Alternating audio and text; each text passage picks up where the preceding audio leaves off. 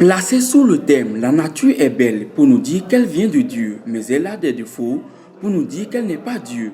La 16e édition du marathon salésien a pris son envol ce samedi 10 février 2024 à 6h00 à Parakou pour la distance de 42 km. Quant à la distance de 21 km, c'est Sani Biobaye, représentant le préfet du Borgou, qui lance officiellement cette course et les courses de 10 km et 5 km ont été lancés au centre Salésianoum de Baka, qui est en même temps le point d'arrivée des athlètes. Aujourd'hui, samedi 10 février 2024, la ville métropolitaine du Septentrion, je vais nommer la ville de Parakou, accueille la 16e édition du marathon salésien.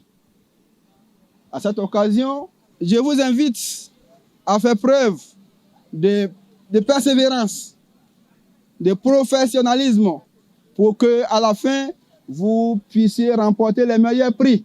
C'est donc sur ces mots qu'au nom du préfet du département du Borgou, que je déclare officiellement lancé ce samedi 10 février 2024 l'étape de 21 km du marathon salésien édition 2024.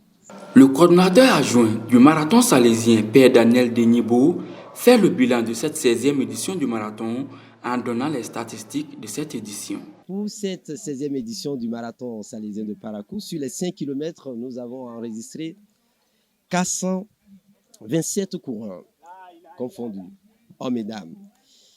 Sur les 10 km, nous avons eu 307 inscrits. Sur les 21 km, nous avons eu 111 inscrits. Sur les 42 km, nous avons eu 44 inscrits. Donc, au total, sur le marathon salésien de Parakou, cette 16e édition, nous avons eu 847 inscrits. Nous bénissons le Seigneur pour cette course qui s'est bien déroulée. Nous avons eu le plus jeune garçon sur les 5 km qui a 6 ans, la plus jeune fille qui a 7 ans. Sur les 10 km, nous avons eu la plus jeune dame qui a 10 ans, le plus jeune garçon qui a 9 ans. Au niveau des dames, la plus jeune dame a 20 ans et le plus jeune garçon a 16 ans. Sur l'ensemble de la course, tout s'est bien déroulé. Nous bénissons le Seigneur. Après la course, quelques participantes livrent leurs impressions. Je suis contente d'avoir remporté la première place des 42 km 195 comme d'habitude. Bon, le secret, c'est le travail. C'est le travail. Pour gagner et pour maintenir sa place, il faut travailler et compter sur toi-même. Et comme ça marche. J'encourage mes sœurs béninoises de s'inscrire massivement pour les prochaines éditions. Nous avons remarqué que dans les compétitions, il n'y a pas assez de filles dans les 42 km. Tout le monde s'oriente vers les petites courses. Bon, je les encourage à s'inscrire aux 42 km, de ne pas avoir peur, tel qu'ils s'entraînent pour les autres kilomètres. C'est la même chose que les 42 km. De ne pas avoir peur de venir aux 42 km. Pourquoi? Parce qu'on est toujours les mêmes personnes. Nous sommes là, il y a l'âge déjà. Il faut qu'elles s'apprêtent pour venir vers les 42 km. Pour que nous, en notre absence, qu'elles puissent nous ramener aussi toujours la première place comme nous le faisons. Mon secret, c'est le travail. Sinon, sans le travail, on ne peut pas. Il faut beaucoup s'entraîner et avoir le courage, en fait. On constate que dans les 21 km, les filles ne sont pas assez. Et je les invite à pouvoir s'inscrire aux prochaines inscriptions des compétitions qui viennent. Après cette 16e édition, les regards sont désormais tournés vers la 17e édition du marathon salésien.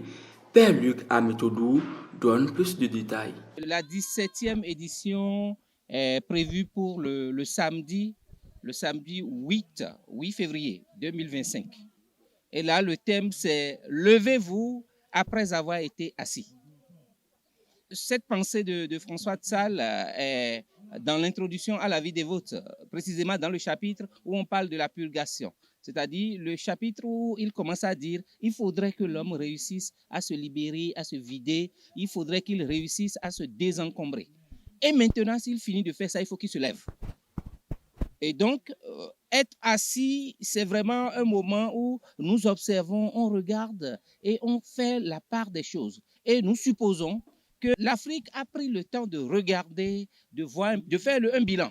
Et maintenant, il est temps pour elle de se lever.